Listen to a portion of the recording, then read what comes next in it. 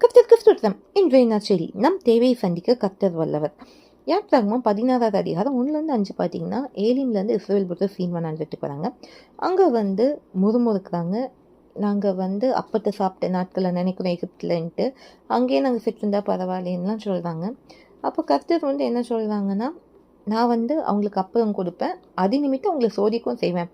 6 நாள் அவங்க சேகரிக்கணும், 7ஆவது நாள் சேகரிக்கக்கூடாது, 6ஆவது நாள் ரெட்டிப்பாக சேகரிக்கணும்னு சொன்னாங்க. அப்போ இதில் என்னென்னா, அவங்க முறுமுறுக்கிறாங்க, கர்த்தர் அப்பத்தை கொடுக்க தான் செய்கிறாங்க. ஆனால் இஸ்ரவேல் புத்தர் இப்படி பண்ணிடலாம், முறுமுறுக்காமல் எங்களுக்கு அப்பம் வேணும்னு கேட்டிருந்தாலே போதுமானதாக இருக்கும். இன்றைக்கும் நம்மளும் அநேக நேரத்தில் அப்படி தான், நான் ஒரு காலத்தில் இப்படிலாம் இருந்தேன், இப்படி கஷ்டப்படுறேன் அப்படி நம்ம முறுமுறுக்கிறோம்.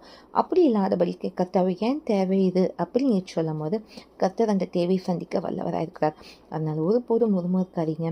கர்த்தர் நேற்றும் என்றும் மாறாதவர், என்னென்னைக்கும் காரியங்களை வாய்க்க செய்கிறவர், அவரால் கூடாத காரியம் ஒன்றுமில்லை. அதனால் சோர்ந்து போகாமல் உங்கள் தேவையை அவர்கிட்ட சொல்லுங்கள்.